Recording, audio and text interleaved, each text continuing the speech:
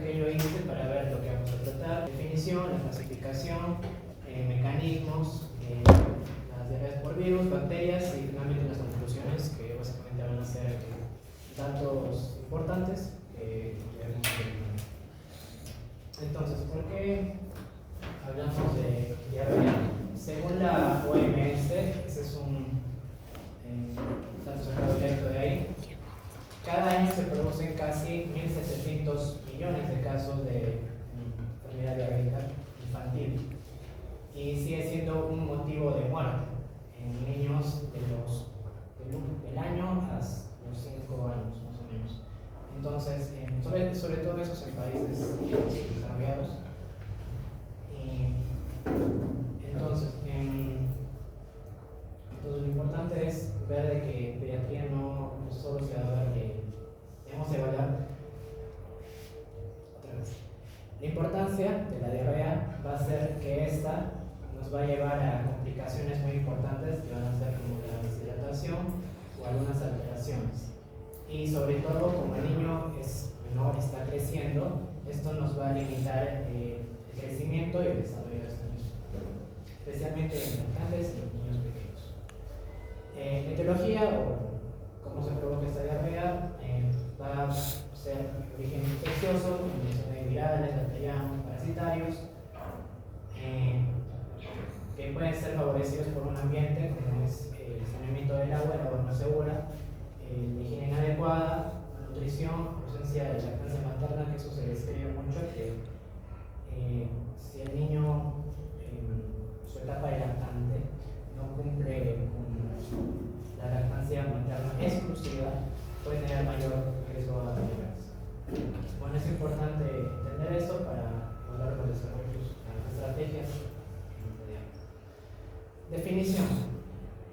Hay distintas definiciones, tanto la que da el MINSA, la OMS, el libro de cátedra, que sería Nelson. Básicamente, cuando hablamos de diarrea, normalmente se suele aplicar esta, que es de evocación de 3 o más deposiciones sueltas o líquidas en 24 horas en un día. Sobre todo, acá tenemos que tener en cuenta no únicamente el aumento de la frecuencia, sino la consistencia, que es importante. Esta diarrea puede ir acompañada de algunos síntomas como dolor, bueno, son náuseas, que van a percibir el vómito, dolor abdominal, fiebre, malestar. Nelson, por ejemplo, nos aclara que la exposición frecuente de heces formadas no es diarrea, y tampoco son las propias de la lactancia, que son blandas, pastosas, los lactantes. Describe la enfermedad diarreica aguda como el cuadro que dura menos de 14 días, como veremos más adelante, con la disminución de la consistencia. Bueno, los síntomas concomitantes que ya entonces, las diarreas se pueden clasificar en distintos tipos, según la duración, su fisiopatología, sus características clínicas y etiología. Según la duración, lo que más nos interesa son, en este caso, 4, las que nos indica Nelson, que son la aguda, la prolongada, la persistente y la crónica. La diferencia entre la prolongada y la persistente, muchas veces se considera lo mismo o incluso se considera la persistente como crónica. Sin embargo, esto es lo que nos indica Nelson y también sostiene el mismo. Acá, para no hablar mucho de números, podríamos simplificarlo como 2 semanas y 4 semanas. La diarrea aguda, que sería menos de 14 días, menos de 2 semanas, hay que vigilarla sobre todo por la complicación que es la nutrición. La prolongada va a ir de 7 a 13 días y como va a durar un poco más, pues va a tener un impacto en el desarrollo del niño. El persistente, que va a ser más de esos 14 días, de las 2 semanas que mencioné, se va sobre todo por mecanismos que como el daño del epitelio del intestino, y se puede sospechar también de parásitos. Y la crónica, 2 4 semanas, mayor a 4 semanas, y se pueden evaluar en este caso ya etiologías muy infecciosas, como puede ser la fibrosis quística o la intolerancia de la leche de vaca o algunos parásitos. En la alergia a la leche. También tenemos segunda fisiopatología, donde tenemos la secretora, la osmótica y la mixta. Sobre todo las primeras dos, la secretora, como su nombre indica, va a ser producida por una secreción anormal de las vellosidades intestinales, donde vemos que los enterocitos maduros, que son superficiales de la cripta, normalmente los de la cripta deberían secretar una cantidad menor a lo que absorbe los enterocitos maduros. En este caso va a haber una secreción mayor, una secreción activa de agua, electrolitos, que pueden ser por toxinas o por activación de mensajeros secundarios. La diarrea osmótica, que para simplificarlo un poco sería básicamente como que hay un soluto compuesto que está retenido en el lumen, en la luz intestinal del intestino, y estos no son absorbidos. Por tanto, si eliminamos este soluto, o sea, si ayunamos, normalmente se tiene la diarrea. Y la mixta, que obviamente combina la mala absorción de esta con la lesión. Bueno, tenemos las clasificaciones según las características clínicas, que se divide en acosa o disentérica. Acosa sería no inflamatoria y la disentérica sería inflamatoria. La acosa básicamente es la más común, básicamente se definiría como mayor cantidad y que no presenta diferencia de la siguiente, sangre o algún otro proceso como un pus. Y al ser acosa, al tener mayor cantidad, volumen de diarrea, nos va a llevar a una deshidratación más rápida. Y puede reaccionarse o clasificarse por diarrea secretoria y osmótica, que es casi lo mismo que mencioné anteriormente. La disentérica, por el contrario, sería básicamente todo lo inverso. Se presenta en menor cantidad y esta es por la que muchos padres se alarman. ¿Por qué? Porque aparece cosas que no deberían estar, ¿no? Sangre a nivel macroscópico, o sea que es visible, moco, pus también puede aparecer y se puede acompañar de otras cosas como la fiebre, el dolor y un poco el tener, que básicamente se produciría por la inflamación. Y puede producir por diarrea invasiva y no invasiva. La invasiva, como su nombre lo indica, va a haber un daño en los enterocitos, una destrucción de estos, y se va a perder la continuidad de las vellosidades intestinales. Y la no invasiva es donde se van a involucrar toxinas que van a alterar el funcionamiento normal en secreciones o glucósidas. Entonces, su etiología, según su etiología, puede ser muy infecciosa y la infecciosa. La no infecciosa no la vamos a tratar, básicamente se puede producir por intolerancia o por la absorción de algunos alimentos, el uso de fármacos, eso también es importante, por ejemplo, preguntar, antibióticos o algún trastorno endocrino funcional. Y las infecciosas se pueden dar por virus, por bacterias y por parásitos. En este caso, como mencioné al inicio, vamos a tratar únicamente de virus y bacterias.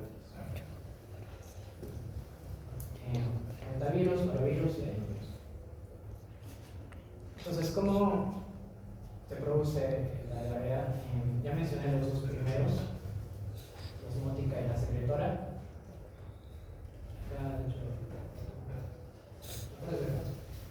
La osmótica se produce por la mala absorción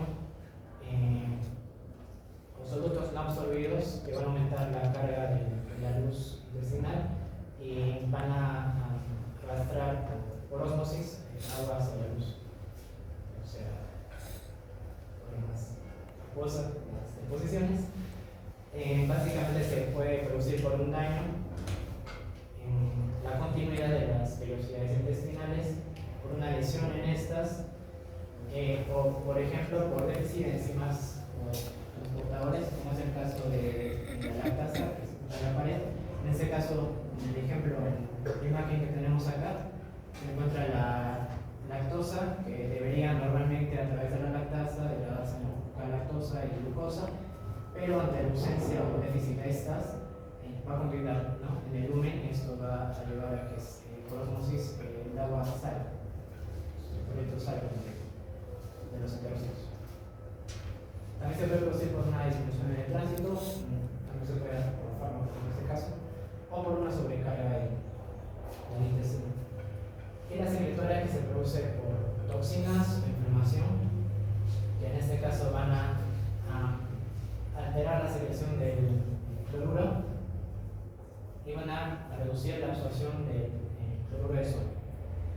En este caso, por ejemplo, vemos que se aplican los dos casos, o sea, tenemos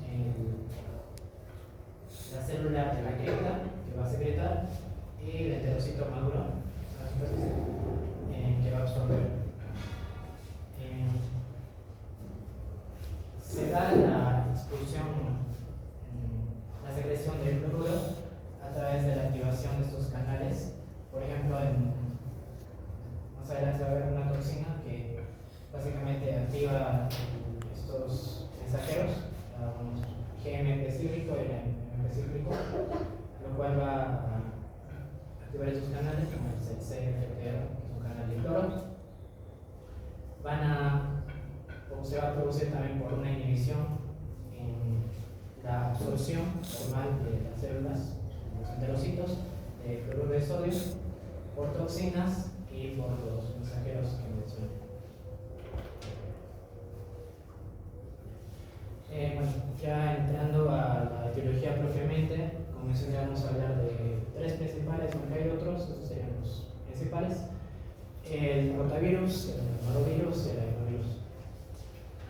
Yo estaba en lo anterior.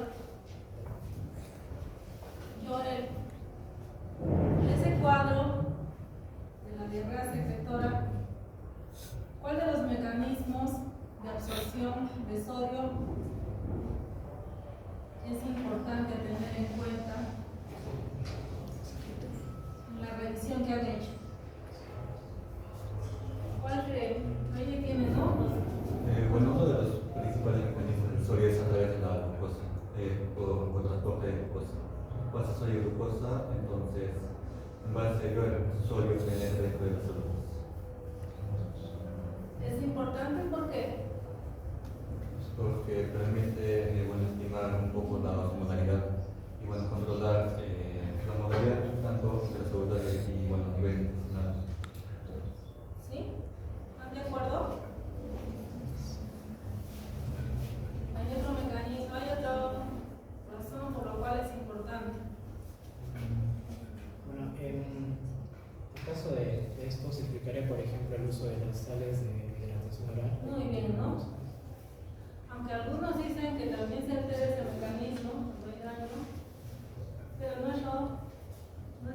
no cubre todo y puede favorecer las sales de rehidratación. Entonces, ese cotransportador glucosa-sodio es la base para el uso de las sales de rehidratación oral. Que como vamos a entender, las sales de rehidratación oral tienen sodio y glucosa. ¿Sí? Entonces, no se olviden de ese cotransportador. De los canales CFTR, que son importantes, de la ubicación, uno del intestino delgado, otro del intestino grueso, y del cotransportador.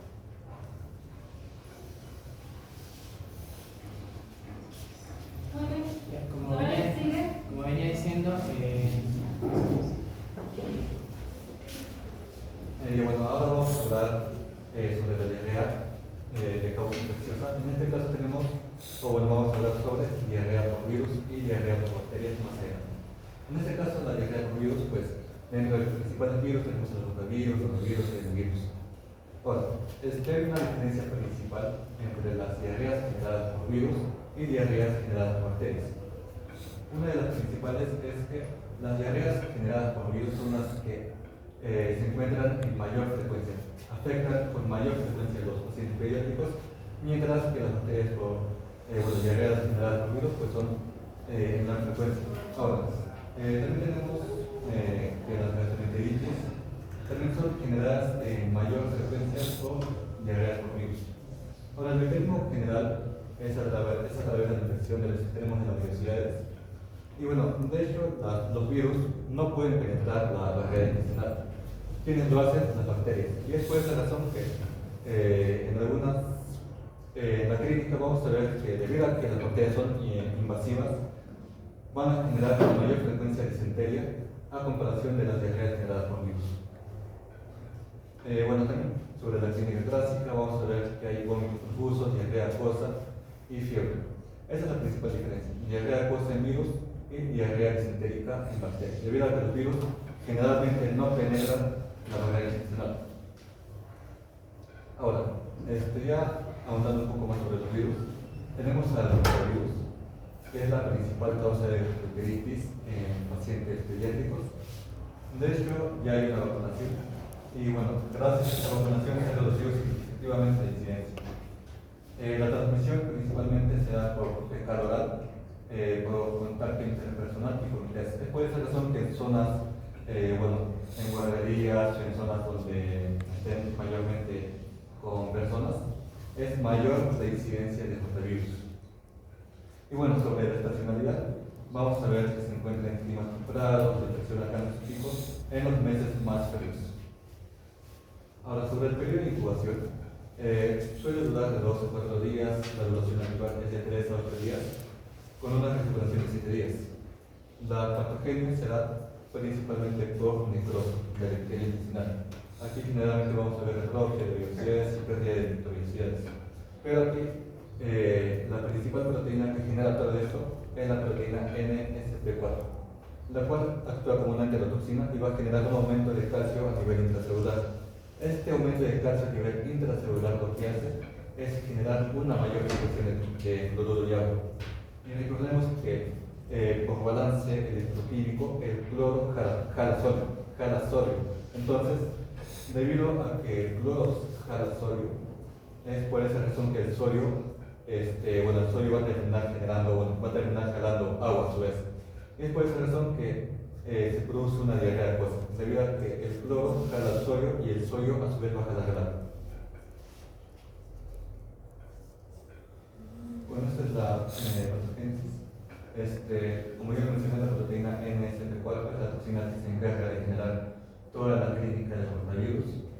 Se va a unir a los enterocitos, a su membrana final, y bajo una serie de mecanismos va a aumentar el calcio intracelular, específicamente a nivel de la retícula endotelial. Y a partir de ello va a estimular mucho más la secreción de cloro. Y bueno, como ya había mencionado, el cloro jala sodio y a su vez jala el agua. Es por esa razón que se produce una diarrea acuosa.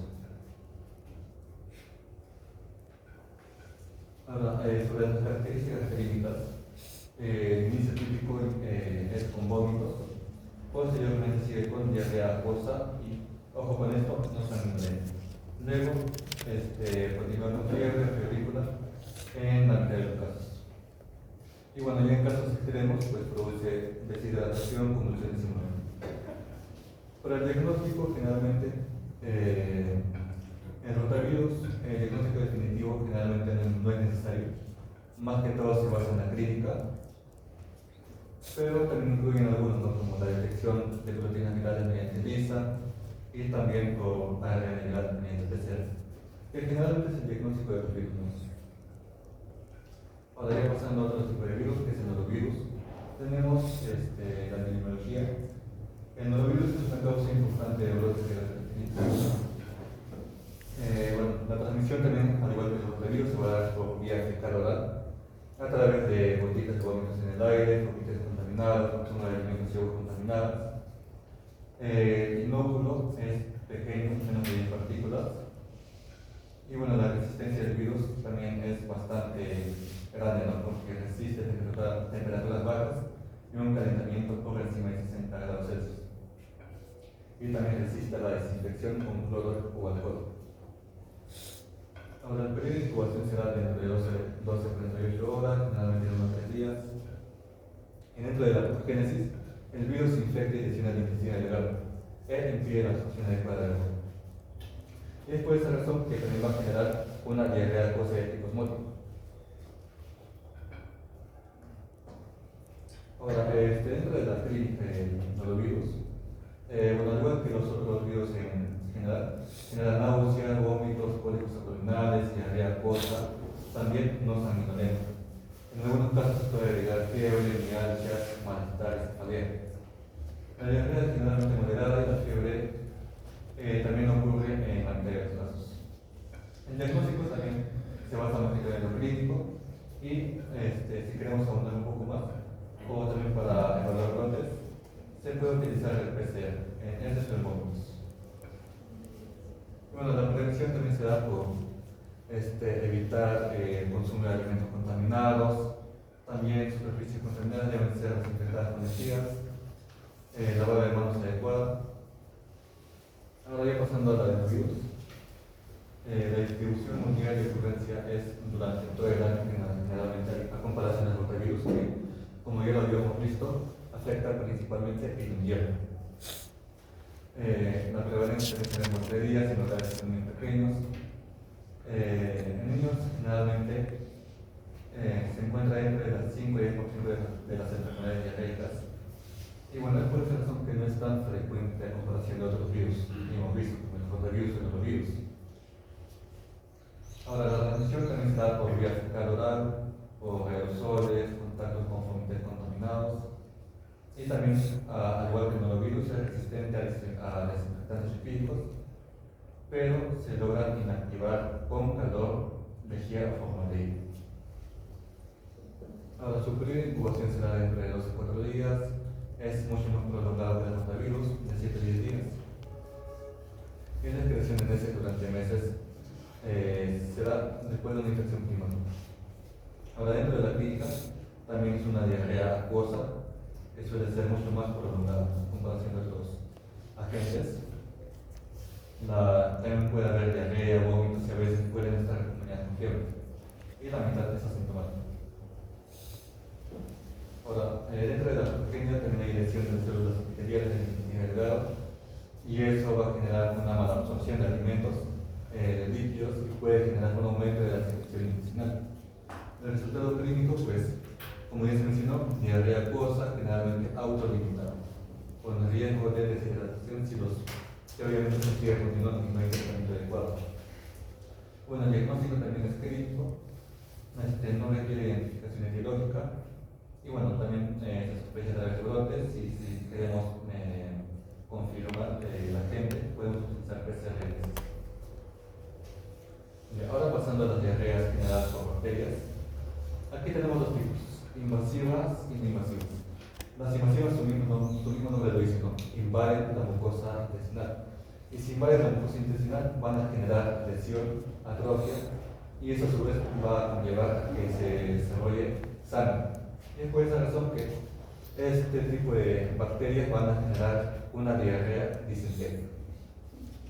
Mientras que las no invasivas, pues, son superficiales, solamente afectan a los enterocitos y no van a generar una diarrea disentérica, ¿no? Van a generar una diarrea de tipo acuoso, que es la principal diferencia entre estos dos.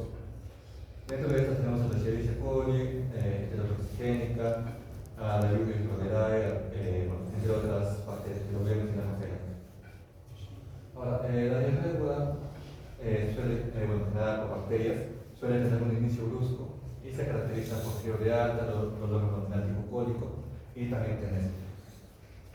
Dentro de los exámenes de laboratorio, aquí sí es también importante y una diferencia bastante clave entre bacterias y virus, es que en las bacterias sí podemos encontrar estos marcadores como la lactoferrina, la proteína fecal y también la leucocitosis elevada, debido a que, como ya mencioné, los virus no penetran la barrera, mientras que las bacterias sí, y eso genera que se eleven estos marcadores inflamatorios. Ahora, ya pasando un poco más sobre las bacterias, tenemos la Escherichia coli. Dentro de esta tenemos varios tipos, la enterotoxigénica, la enteropatogénica, la protoxina, la enteroinvasiva y la enteroreactiva. La enterotoxigénica, su mismo nombre lo dice, ¿no? Produce toxinas, y las toxinas no llegan a generar una invasión. Entonces, si no generan invasión, no hay sangre ni leucocitos. Ahora, este subtipo de bacteria enterotoxigénica va a generar algo que conocemos, ¿no? Que es la diarrea del viajero. Y de hecho, este es uno de los agentes más causantes de diarrea aguda en pacientes, en países desarrollados. Ahora, la clínica pues también va acompañada de náusea, vómitos, cólicos abdominales, fiebre, que puede estar leve o ausente. Ahora tenemos a la enterococoma, que es una causa bastante frecuente de diarrea en lactantes menores de 2 años. Esta también va a producir una diarrea acuosa, vómitos, fiebre baja y deshidratación. Y tampoco produce sangre. Ahora, ya pasando a la Escherichia coli SIGA, aquí vamos a ver que en un inicio va a producir una diarrea acuosa, pero posteriormente esta va a evolucionar a diarrea sanguinolenta. La complicación más importante, más frecuente ya conocida de la toxina SIGA es el síndrome urémico hemolítico, ¿no? Debido a la producción de toxina que tiende a degradar a los eritrocitos. Ahora tenemos a la enteroinvasiva, que aquí su mismo nombre lo dice también, ¿no? Invasivo, que invade la mucosa intestinal. Entonces su clínica pues va a ser disentería, ese es con sangre y moco. También se acompaña fiebre, dolor abdominal, tenesmo. Ahora pasando a la enteronegativa, esta se caracteriza por producir diarrea de carácter persistente.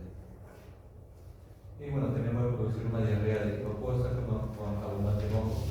Y el dolor abdominal es leve y ocasionalmente puede haber fiebre. Hasta ahí nomás. Ahí nomás. ¿Hasta ahí alguna pregunta? ¿No tienen ninguna duda? ¿No está claro? ¿Todo lo conocen?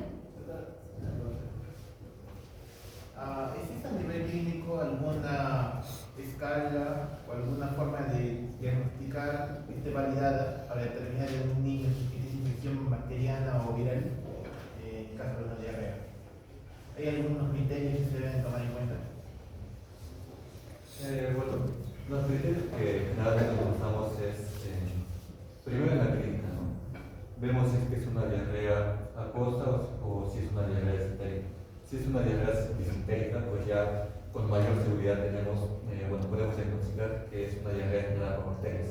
Ahora también podemos utilizar algunos marcadores que, como ya había mencionado, podemos ver leucocitosis, podemos ver la ferrina, la proteína fecal.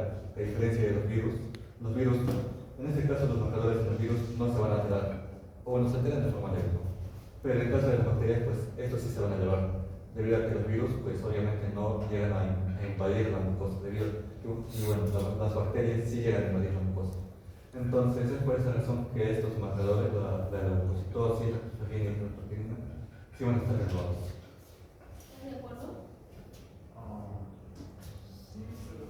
Me gustaría saber si los pediatras de casualidad tienen algún criterio para... ¿Algún... ¿Lo has leído tú en alguno? ¿Conoces alguno? ¿Sí? ¿No? ¿No conoces? ¿Alguien conoce algún criterio, algún score para determinar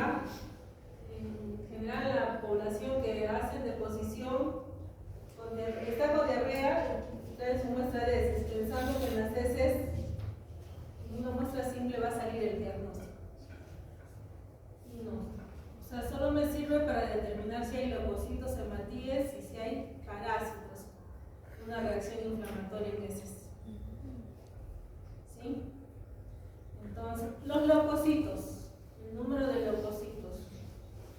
Según el MINSA dice que más de 50, ¿no? Si es que han leído, más de 50 leucocitos por campo.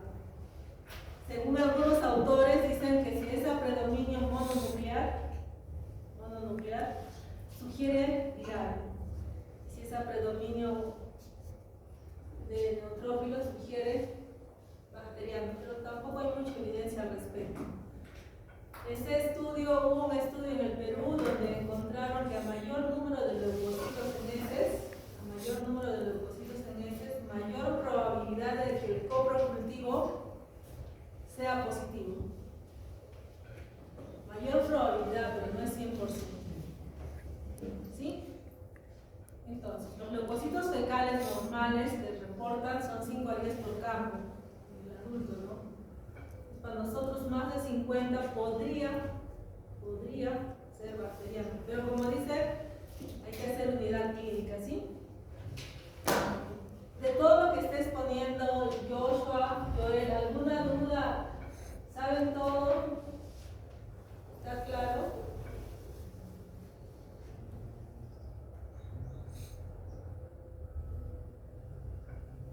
Luciana, ¿qué es síndrome urémico hemolítico? Bueno, justo lo que mencionó por la Escherichia coli tipo de la toxina Shiga, lo que causa es que afecta a los eritrocitos causando su hemólisis y bueno, eso crea el síndrome urémico hemolítico. La pregunta es ¿qué es el síndrome urémico hemolítico? Me han dicho que están claras, ¿no? Todos, o sea, que no han levantado la mano es que saben, ¿no? Jordan. Jordan. No. Karen.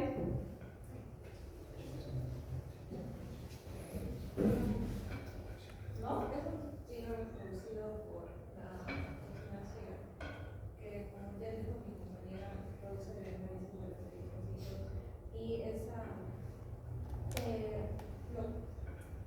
y eso también produce daño a nivel renal. Complicaciones a nivel renal y los síntomas que producen ¿pero qué? ¿Qué es un síndrome? Conjunto de Un síntomas. conjunto de síntomas. ¿Qué síntomas tiene el síndrome? ¿Recuerdas qué síntomas tiene? Muy bien. Hiperuremia.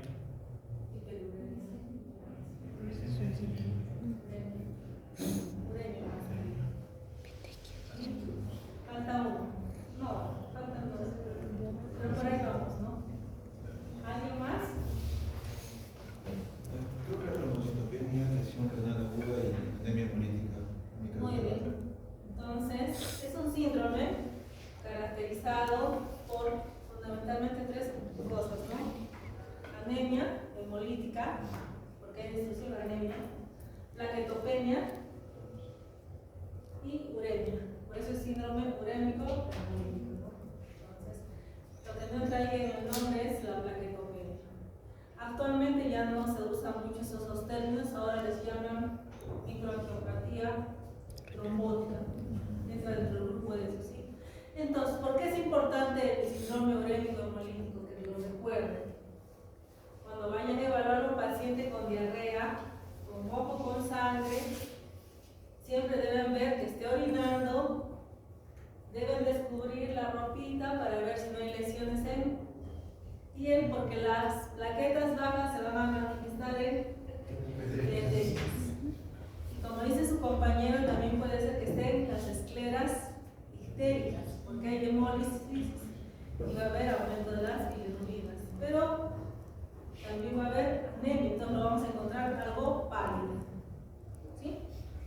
Entonces, al aplicar el triángulo de evaluación pediátrica, que lo vamos a ver en el próximo seminario, vamos a ver algo pálido. ¿Sí? Entonces, no se olviden del síndrome urémico hemolítico. Joshua, seguimos con Joshua. Les queda 10 minutos.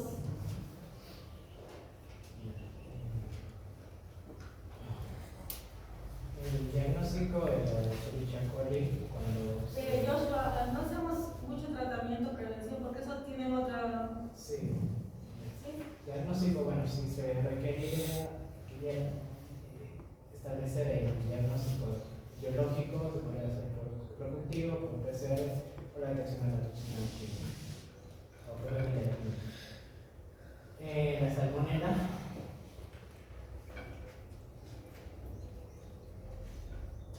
Bueno, acá no menciona, pero su periodo de incubación es de 1 a 5 días y la evaluación de la enfermedad es aproximadamente una semana, de 5 a 7 días.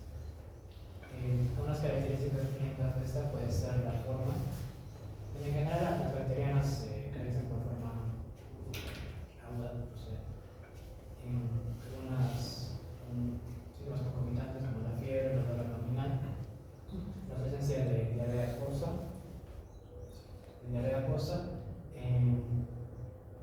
que puede evolucionar en disentería con mocos. La prevención. Ahí habría que corregir fundamentalmente salmonella no tifi, ¿sí? Sí, la principal es la salmonella no tifi. ¿Sí? La tifi no suele No producirse. suele usar un cuadro. Entonces corregimos en eso, como les van a pasar a sus compañeros, salmonella no tifi, ¿sí? Acá un poco de cómo la salmonella ingresa al organismo. La salmonella puede ingresar a través de la relocación de las células M, que son el epitelio, a través de moléculas como el SP1 y SP2, que van a provocar la fagocitosis de estas, y a través de estas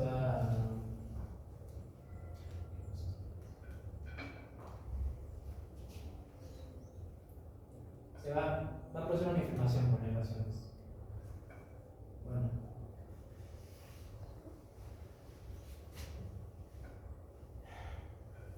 La transmisión de la salmonella sobre todo se da por es una zoonosis, entonces se puede contagiar a través del consumo de alimentos o aves no cocinadas, huevos, carnes, e incluso se mencionan a reptiles o anfibios.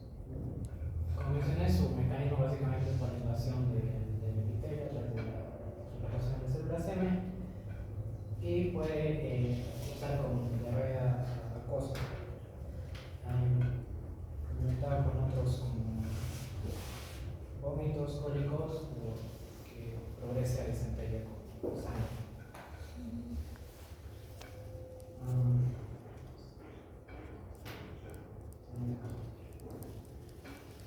La Shigella.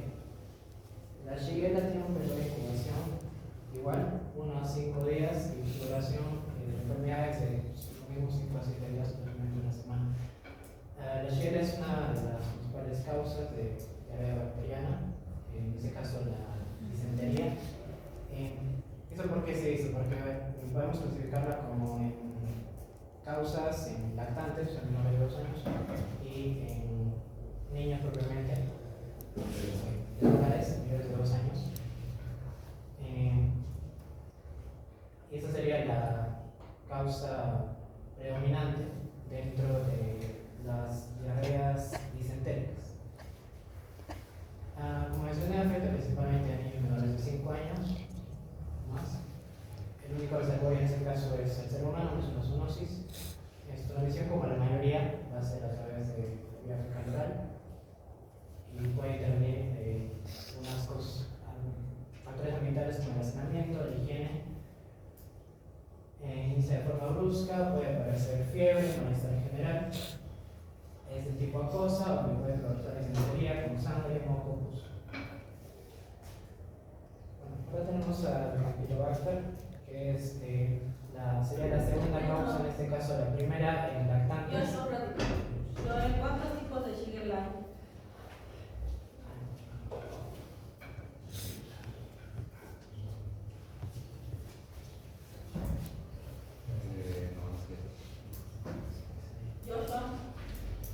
No sabría decirle, pero la principal para las disentéricas es el Flixner. Son 4, ¿no? Shigella, disentería, Shigella, Flexneri dónde, ¿no? Es importante conocer, sí, porque algunas tienen ciertas características. En general, puede ser la shigella. ¿Qué toxinas tiene la shigella? La toxina Shiga. ¿Qué más? ¿Tiene otra toxina?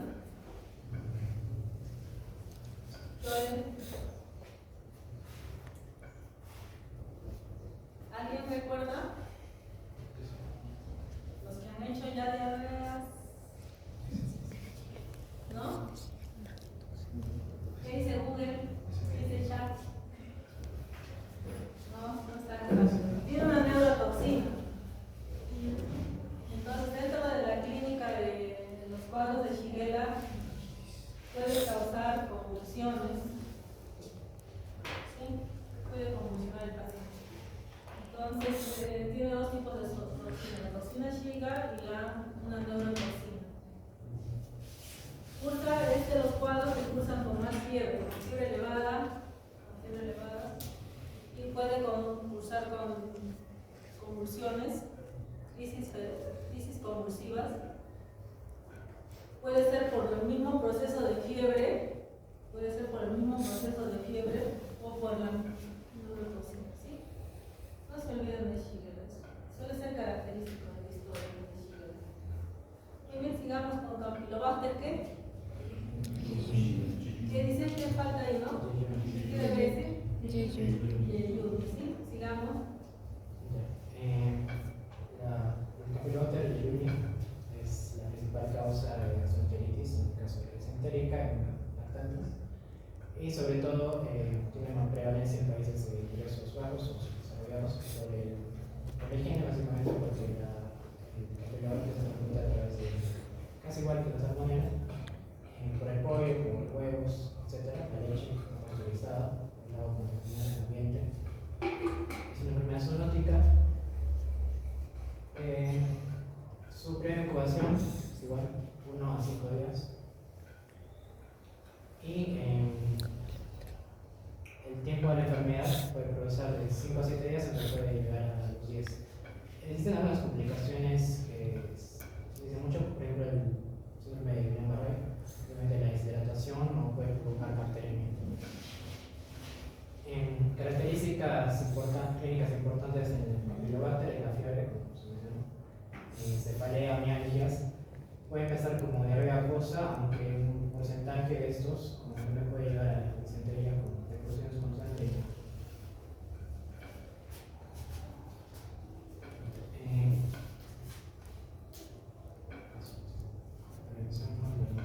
En el caso se necesite conocer la etiología propiamente, se podría a través de cultivo o medios como el espejo, PCR-NS, antígenos NS o hemocultivos. Ya, aquí hay una tablita. Ya, ahí está. Básicamente las bacterias principales, algunas que no hablé, por ejemplo están el Vibrio cholerae, que es importante porque es la principal causa de diarrea acuosa de tipo secretora. Lo mismo, su periodo de incubación previa es de 1 a 5 días, la duración de la enfermedad puede llegar a una semana, transmisiones a través de aguas o alimentos contaminados, implica con una toxina, que es la toxina colérica, que va a activar el mensajero AMP cíclico, liberar el cloro. Diarrea acuosa, como mencioné, tipo secretora, y puede llevar a la deshidratación. Podría mencionar también, por ejemplo, la yersinia, que se transmite a través de animales, como el cerdo, la leche no pasteurizada. Se da básicamente por su tipo invasivo. Invasión. Y esta es importante porque puede cruzar con un dolor característico que puede confundir, que es en la fosa ilíaca derecha, que puede confundir con una crisis. Y eso sería todo, pero faltaría. En conclusiones, ¿no? Muy bien. Gracias.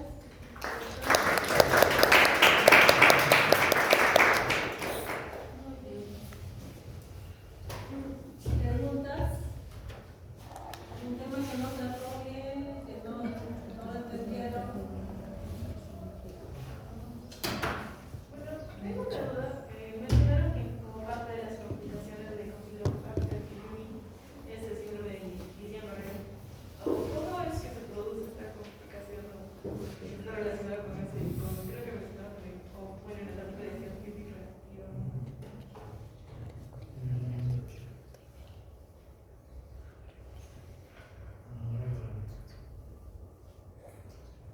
¿No?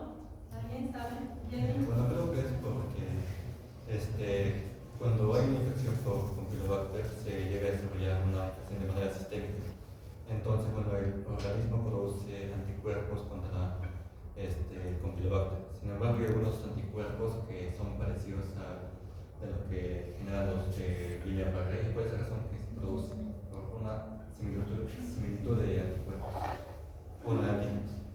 Sí, suele ser para todas las enfermedades que dan autoinmunes o secundarias a virus, el virus genera o activa un antígeno similar a uno del organismo que lo desconoce y el organismo genera anticuerpos en ese y desconoce uno del propio organismo, ¿sí?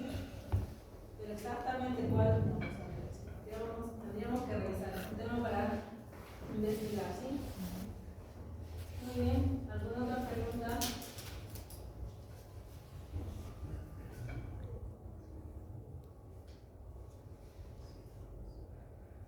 Víctor Hugo. Decir que un niño tiene diarrea disentérica es similar o es equivalente, es decir, que es una infección bacteriana siempre, ¿no? ¿Por?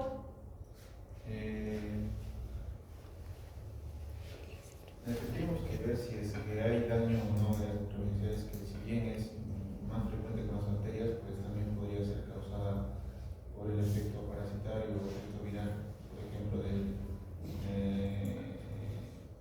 puede haber sangre microscópica, o bueno, en el caso de las parasitarias, pues por unas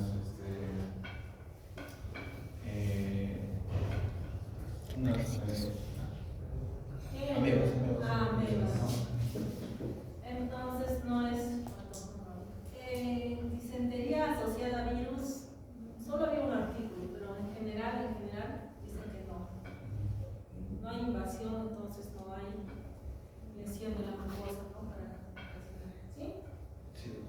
Entonces no se olviden, cambiamos ese concepto que disentería no es equivalente a bacterias nada más. Y alguna causa no infecciosa, Joshua, Joel, que me dé diarrea con moco y con sangre, pediatría, de lo que han revisado, Joel, alguna causa no infecciosa que me dé deposiciones con moco con sangre, no infecciosa. En pediatría el 90-95% son infecciosas, ¿no? Nos evitamos pensar en las demás, en el 5%. ¿Pero existen? Podría ser por algunos medicamentos o por alguna técnica quirúrgica más realizada. Pero eso va a ser asociado después a una bacteria, ¿no? Por el uso de ciertos medicamentos. ¿Alguien recuerda? ¿Alguien ha leído, ha escuchado, visto? No se ha tratado mucho, ¿no?, de las causas no infecciosas, ¿no? Pero recuerda, con sangrado puede ser también la enfermedad inflamatoria intestinal, ¿no? Pero podría ser algún tipo de trauma que ulcere la... ¿No? De pediatría, de lactante. Va a ser un niño que van a encontrar, ustedes van a estar en emergencia, va a decir, tiene 2 meses, y está feliz sonriéndoles, y está la mamá preocupada porque está haciendo deposiciones con moco con sangre. No hay fiebre, no hay vómitos, la mamá es cuidadosa, no ha ido a ningún sitio, no está en contacto con nadie, solo vive con la mamá, le prepara todo, se lava las manos, todo. La alergia a la proteína de leche de vaca. ¿Sí? Entonces, en pediatría es típico ese caso que le estamos comentando. La alergia a la proteína de leche de vaca me puede dar deposiciones con moco con sangre. Y la mamá va a venir preocupada un diagnóstico diferencial en diarrea con moco con sangre en un lactante menor de 2 años, que es un cuadro quirúrgico grave. Que según la literatura dice que hacen deposiciones como helada, roja o grosella. Sí, me suena, sí es leído. Enterocolitis necrotizante con ese más flaca y es en recién nacidos usualmente. Donde una parte del intestino se mete invaginación intestinal, ¿sí? También un síndrome urémico hemolítico me puede dar invaginación, pero por otro mecanismo. Pero de los puede ser invaginación, ¿sí? Pero es un cuadro dice más aparatoso y generalmente son menores de 2 años. Entonces, dentro del diagnóstico deben pensar en este caso.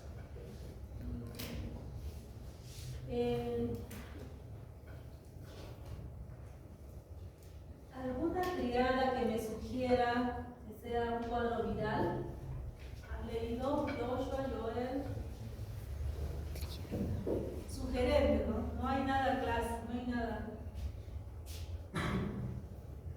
¿No? Vamos a ver. Entonces no se olviden que el cuadro de síndrome urémico hemolítico, como así se llama, suele asociarse a el antecedente es una diarrea disentérica. ¿Sí? Entonces no se olviden, disentería, pregunten orina, la última orina, como dice su compañero, miren si está amarillo, miren si está pálido, miren si hay petequias. Pero es un dato muy importante, lo cual les va a servir para ver después lo de deshidratación en el seminario que vamos a hacer, ¿sí?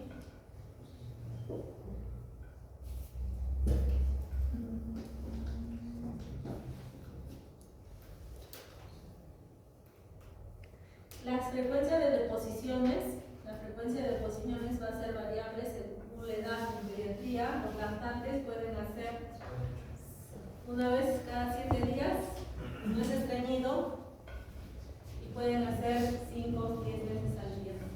¿Sí? Es un rango, pero se evalúa el estado del niño, ¿no?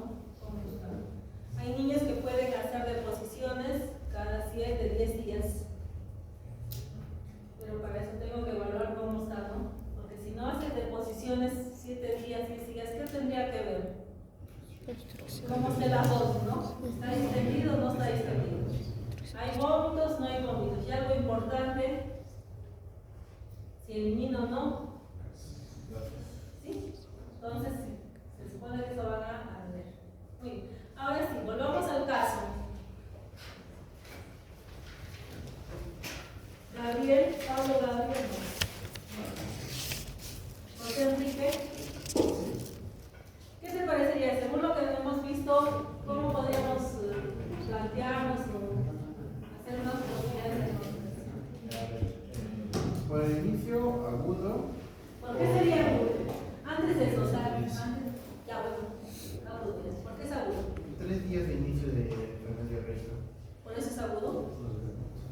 Tiene un inicio muy corto, menor de 14 días. Muy bien, entonces, ¿por qué es menor de 14 días? Perfecto. ¿Qué más?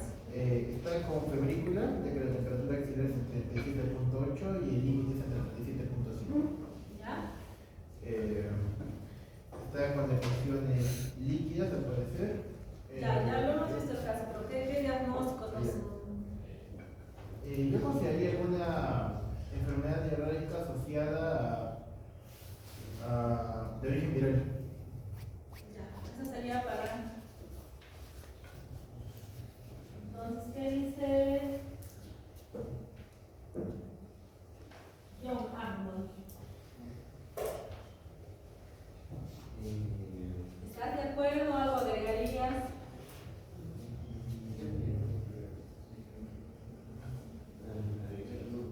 Al menos ahora debemos salir diagnosticando de los diagnósticos. ¿No? ¿Nada más? Está bien su compañero, pero nos faltaría ordenarnos algo. ¿Estamos de acuerdo? Y el orden un poquito podríamos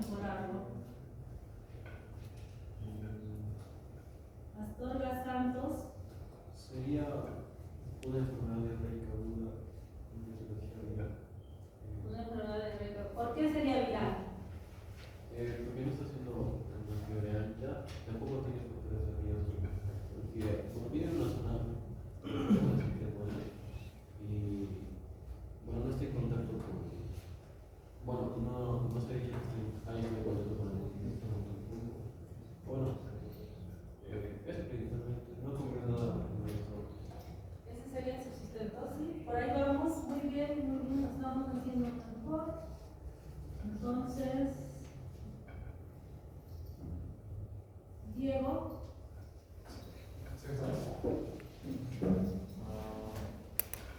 Como usted mencionó, el hecho de que ustedes no tengan lanzar en un nodo no es que descarte por completo que sea, o sea que sí o sí sea viral, pero sí favorece un poco más, ¿no? A la posibilidad de que sea viral. Que usted dijo que eran claras también, era acuoso cuando mencionó. Y bueno, nos trataría de ver también esa cuestión. ¿Cómo sustentas eso? ¿Qué dices? Bueno, podría ser también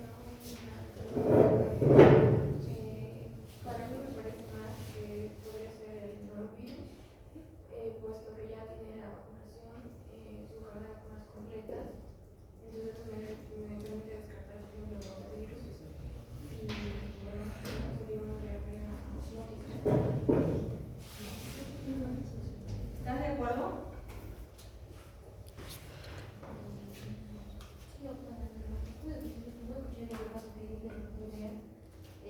Sí, conforme más que todo con el tema de la diarrea osmótica, ya Diarrea osmótica que mejora con la época. Sí, entonces ya vamos a aclarar algunas cosas, ¿sí? Para sustentar. Muy bien, entonces cuando tenemos un paciente con diarrea, lo primero que tenemos que decir es si tiene o no diarrea. Pues tiene o no tiene diarrea. ¿Por qué tiene diarrea?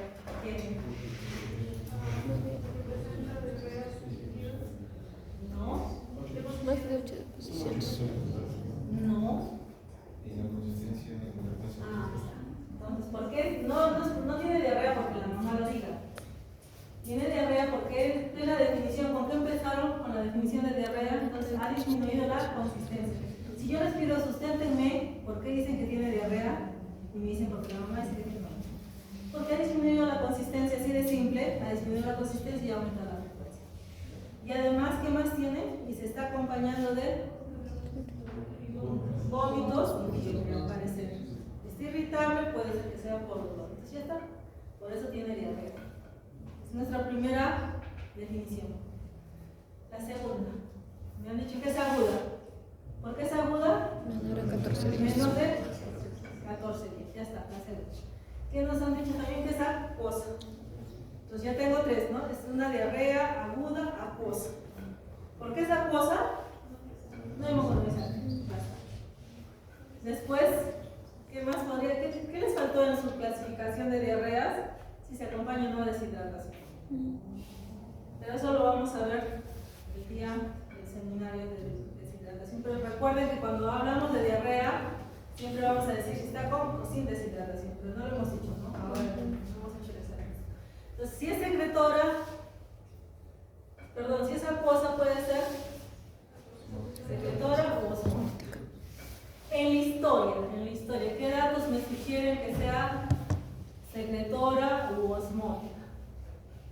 Entonces yo debo recordar, ¿no? ¿Cuál es el agente clásico, típico de diarrea secretora? Vibrio cólera. ¿Cómo es la diarrea del vibrio cólera? Acuosa, ¿cómo? Abundante, ¿cómo? Como agua de arroz, abundante, ¿no? Es de gasto fecal alto, ¿no? Porque usualmente se ubica más en el intestino delgado, pierde más sodio. No han hablado mucho del gajo osmótico, ¿no? Hay un gajo osmótico aumentado o disminuye que esté en función al sodio. Entonces, este pequeño José tendrá diarrea secretora o osmótica. Parece osmótica, ¿no? Sí. ¿Por qué? Porque dice que calma con el ayuno. ¿Pero qué nos han dicho en el seminario? ¿Los virus causan diarrea secretora o osmótica? Los dos. Fundamentalmente pediatría que ustedes revisen, algunos consideran como secretorio. Pero son los dos. ¿Sí? No se olviden. Entonces ya tenemos es una diarrea aguda, acuosa, probable origen, probable mecanismo secretor. Ahora voy a decir si es infecciosa o no es infecciosa. ¿Sí? Entonces, por frecuencia, otro dato que me faltó para sustentar por frecuencia en pediatría son infecciosas. ¿Qué otro dato me faltó? La edad. Es un niño menor de 2 años. Los niños menores de 2 años es más frecuente viral. Y entonces, ahora mi pregunta sería: ¿qué está pasando en esos enterocitos, no? ¿Qué ha pasado en esos enterocitos, Joshua? Asumimos que puede ser rotavirus o norovirus. ¿Qué es lo que ha pasado en ese enterocito? ¿Cómo me sustenta? ¿Cómo se ha producido la diarrea? ¿Qué es lo que ha pasado?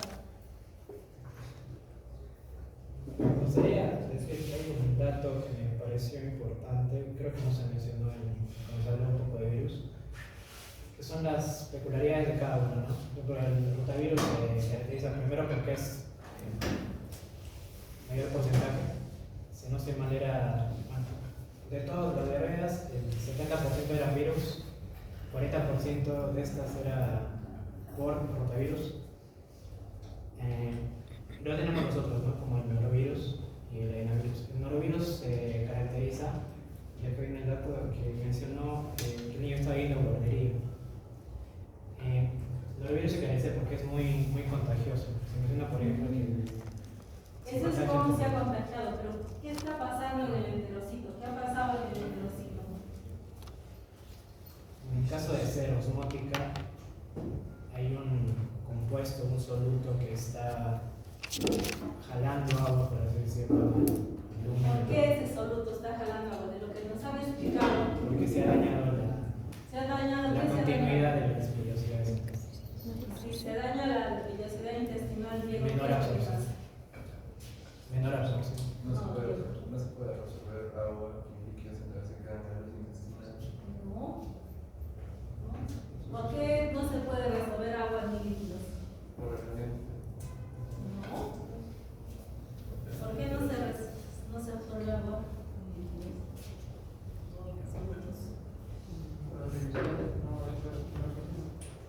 Porque ¿qué ha pasado en la vellosidad? No se atropella, ¿no? Se ha destruido. ¿Y qué hay en la vellosidad? Aparte, gas y sacaridasas. ¿Cuál es la desacaridasa que se ha afectado? Si es un niño, es un lactante, la lactasa. ¿Qué está haciendo la deficiencia de lactasa? Una diarrea. ¿Pero por qué? Porque la lactosa se está quedando en la luz intestinal. ¿Sí? No se olviden. Se supone que todo este seminario ha sido para que lleguemos a... Estamos tratando de integrar con el caso clínico lo del seminario. ¿Sí? Entonces, ¿qué diferencia va a haber entre ustedes y alguien que va a la farmacia y le dice, está con diarrea, mijito? Debe esto. ¿Ustedes saben todo el? ¿Sí? ¿Lo tienen un poco más claro cómo se ha producido todo esto? ¿Qué es lo que, y esto es solo por el ejemplo clásico del virus, pero lo mismo podríamos aplicar para E. coli enterotoxigénica o para Shigella, que es lo que pasa si tuviéramos más tiempo, ¿no? Para ver. Algo que resaltar en la etiología, no se olviden. En la etiología interviene el agente, que puede ser virus, bacterias, el medio ambiente y el hospedero. ¿Sí? No se olviden de la historia natural de la enfermedad. Hay un agente, hay un medio ambiente y hay un hospedero. ¿Dónde puedo yo actuar? En el medio ambiente y en el hospedero. ¿Sí? Todas las medidas que acaba de decirnos Joshua son actuando en el medio ambiente y en el hospedero. Si un hospedero es desnutrido, no va a ser igual que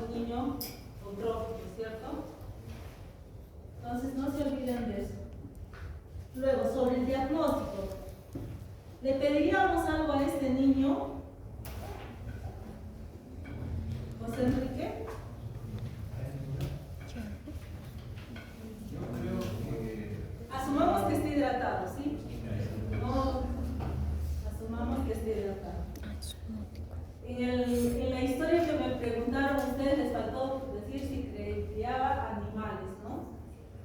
Si tenía pollos. ¿Sí? Muy bien.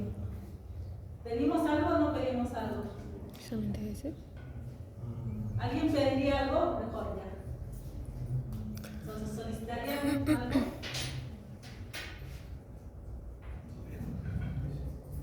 Muy bien, no se solicita nada, ¿no? No me van a decir después coproductivo, no me van a decir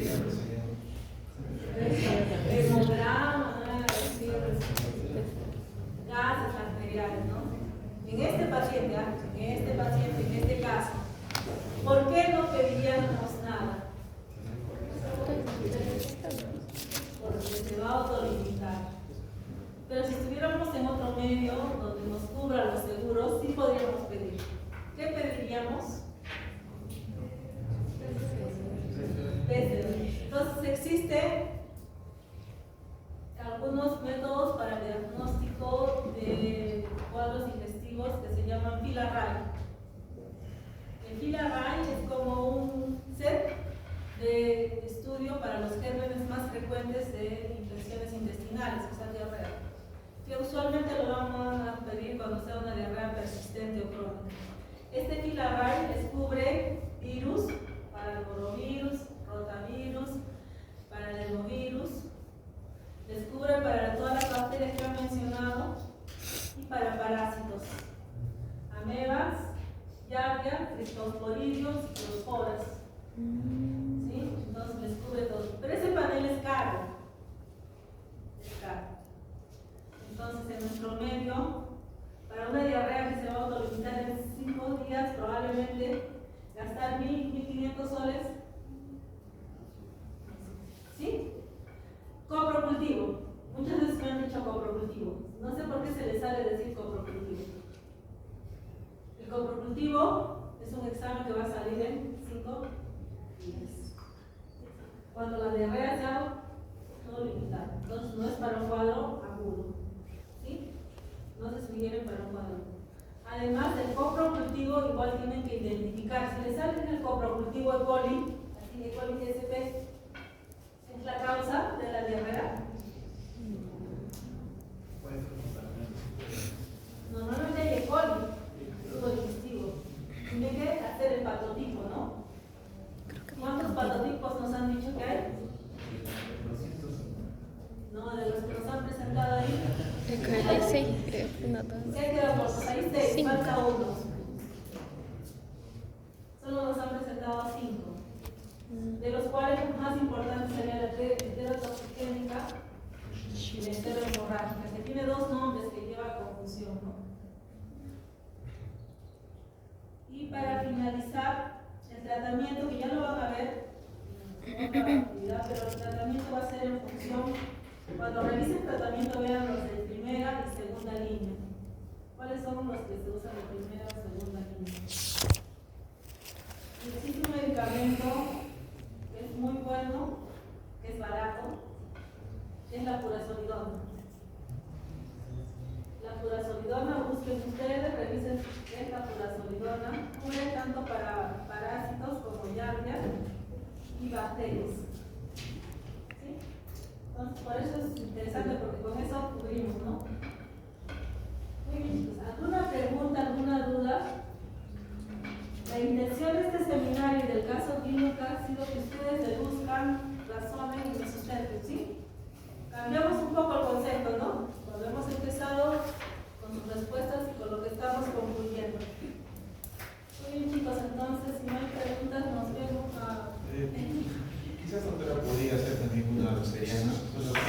¿Cómo? Podría ser una bacteriana por enteromorrágica, porque usualmente no usa con tanta fiebre, pero algo que quizás va en contra es que no nos dice si hay dolor, ¿no? Que es algo que sí presenta.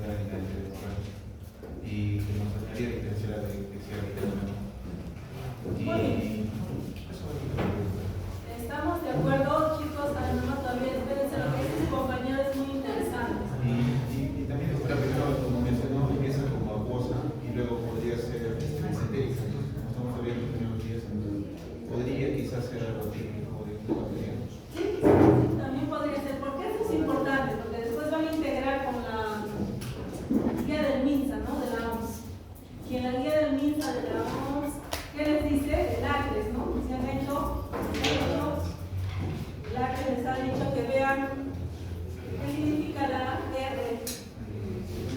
Los que han hecho la R, ¿qué significa? Reconocer signos de alarma. Entonces ustedes, para terminar eso, podríamos haberlo integrado en el siguiente seminario, vamos a integrarlo. Ustedes podrían haber dicho, si su niño presenta fiebre, si la deposición presenta moco o sangre, debe regresar. ¿Sí? No es por 100%, ustedes van a decir, pero a mí me dijeron si la cosa es viral y ahora viene con sangre. Ustedes se han equivocado, ¿no? Se han equivocado. Es parte de la evolución. Como dice su compañero, estamos totalmente de acuerdo.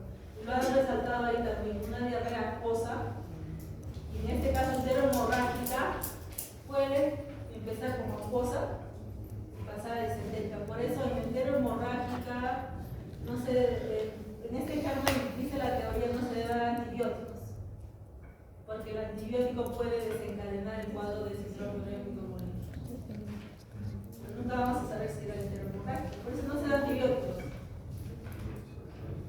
¿Sí?